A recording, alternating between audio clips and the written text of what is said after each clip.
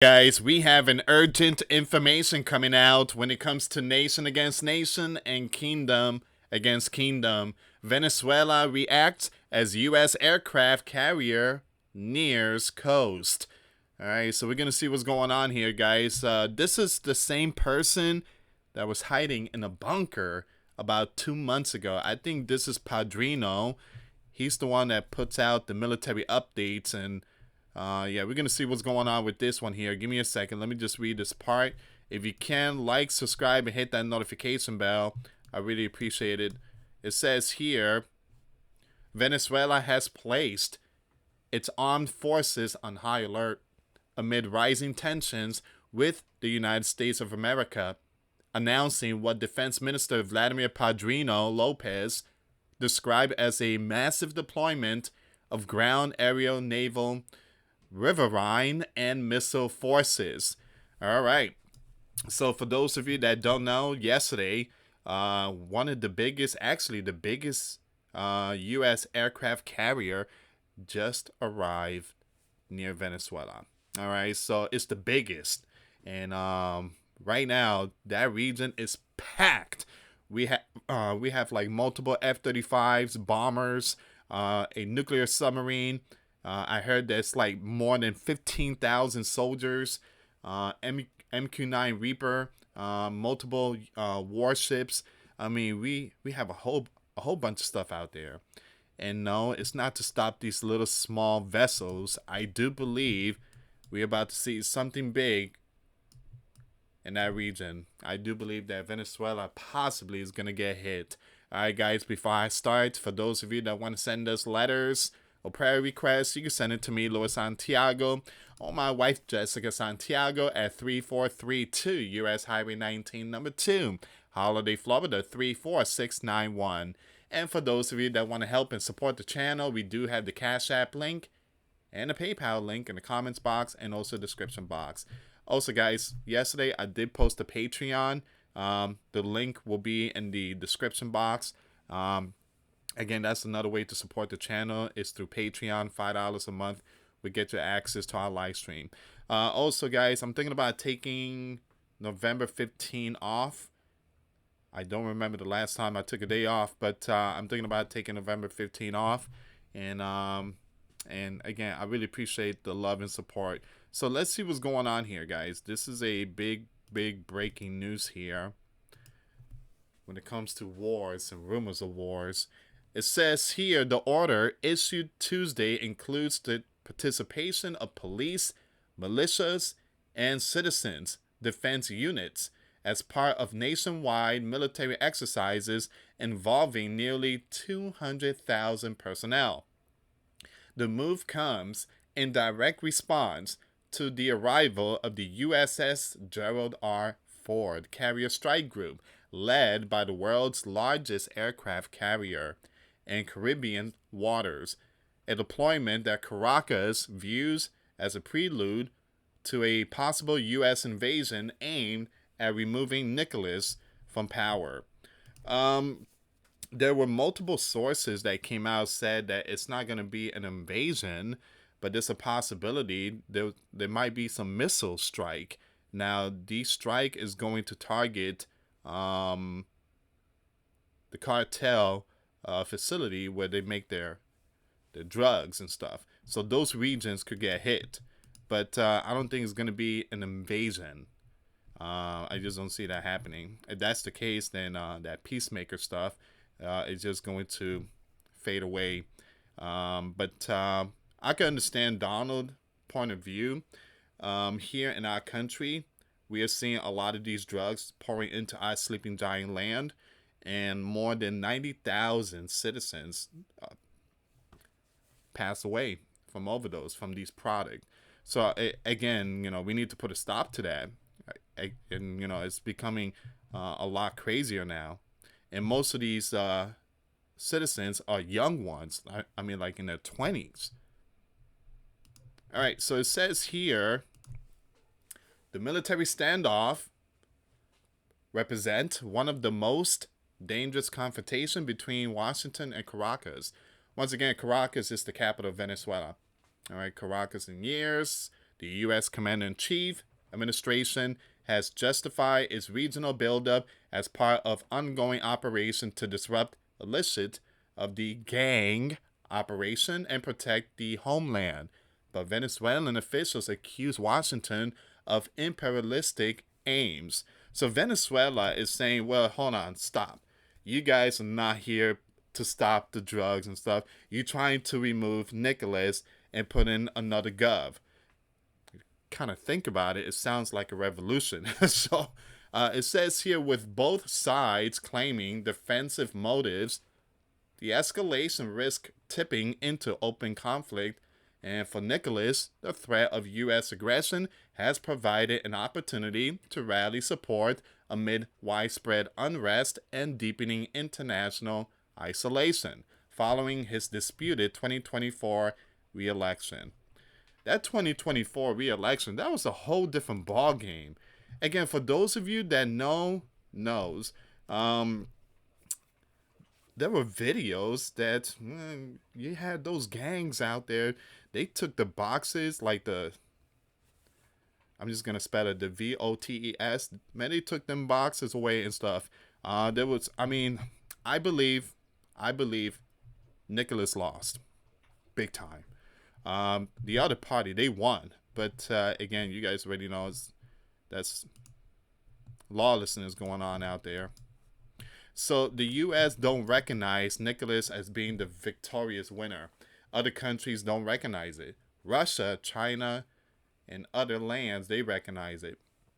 So it says here, speaking on state TV, Padrino Lopez, the man that was hiding in a bunker, said that the armed forces exercise aims to demonstrate Venezuela's readiness to respond to any imperialist aggression. The 200,000 strong deployment includes ground troops, air defense system, missile units, and maritime patrols.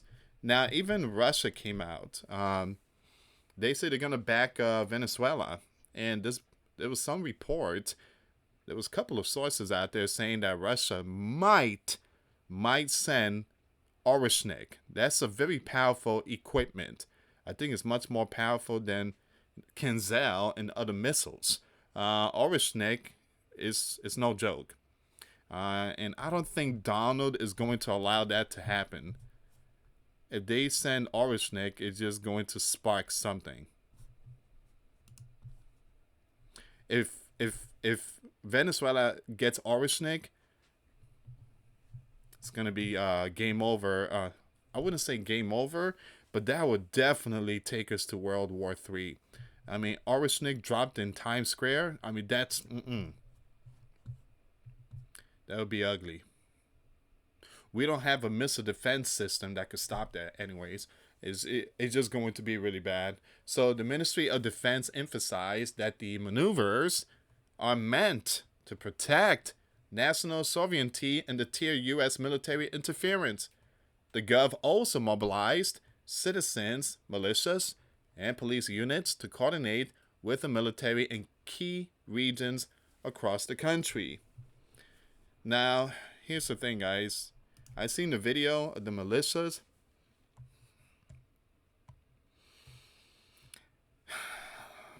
I just felt really bad. Me being Hispanic, I've been to South America many times. And I do have a lot of friends from South America and stuff like that. And it just... A lot of Spanish people were saying, what's wrong with Nicholas? Why are you going to put those people in the front line? Again, it's like going to the bodega, and snatching everyone in the bodega and giving them rifles and camouflage. Here, you guys gonna go on the front line. They have no experience. They have no experience. They have no experience on, again, when it comes to war. In other words, they throw the weak ones first in the front line, and then the last one behind them is the much more powerful soldiers. Defense strategy. In tandem with the deployment, Venezuela's National Assembly passed a new defense law to strengthen coordination between civilians and the armed forces. National Assembly President George Rodriguez said that the measure introduces a new way of dealing with the deployment compliance with orders, the movement of troops, and above all, the conjunction between the people and the armed forces. The law seeks to unify command and enhance preparedness amid growing regional tensions. I do feel bad for them, though. I really do. They've been through so much, and now they got to deal with this. And yeah, it's very sad. It is. It's very sad. Meanwhile, Nicholas is possibly, if this thing hits the fan, he possibly going to exile. Again, Mexico president. I think the president said, "Hey, if you need a place, you could come here." Or he possibly going to join Assad in Moscow. U.S. military escalation. The Pentagon confirmed that the Gerald R. Ford carrier strike group, consisting of more than 4,000 sailors, tactical aircraft, and accompanying warships, man, had entered the Caribbean under U.S. Southern Command. This is the biggest aircraft carrier in the world came not alone. It came with other warship. Man, no wonder Venezuela right now is on high alert. Washington has also expanded troop deployments and training operations in nearby territory, including Puerto Rico, El Salvador, Panama, and Trinidad and Tobago. And I heard something about the Dominican Republic, 11 million in there's a power outage going on. So I don't know if it's related to something like this, but there is a power outage going on in the Dominican Republic. Or might be a power grid failure. The buildup follows a series of at least 19 U.S. airstrike launch since September 2nd against alleged of the gang vessels in the Caribbean and Eastern Pacific, reportedly taking around 75. The U.S. commander has suggested that land strikes are going to be next. Let me highlight this. Donald said land strike are going to be next. Okay, that's what Donald said. Though he denied any immediate plans to target Venezuela. So Donald says something, and then the next day he says something else.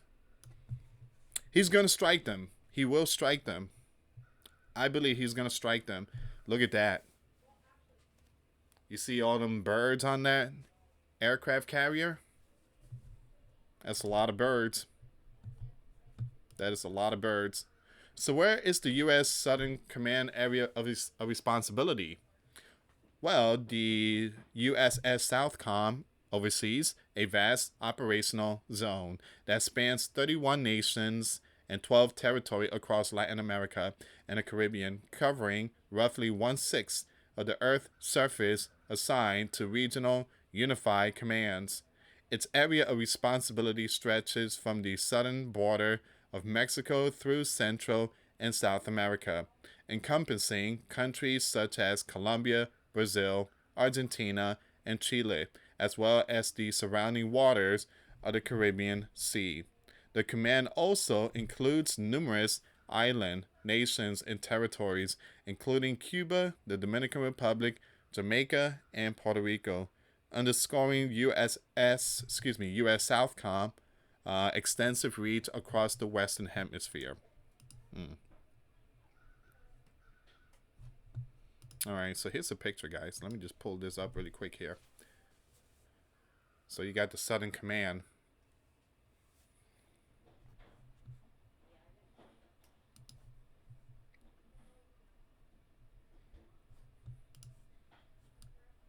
Okay, so what people are saying? Well, Venezuela Defense Minister Padrino said on Tuesday the aggression will be responded to with national unity. We are already here. We don't want war. Well, you guys are not even trying to stop these vessels from reaching the U.S. U.S. Defense Secretary Pete Hegseth wrote on X on November 7, as we've said before, vessel strike on these gangs will continue until their poisoning of the American people stops. What happens next? As the U.S. maintained its largest military buildup in the Caribbean in decades and Venezuela mobilizes in response, tensions between the two nations continue to rise.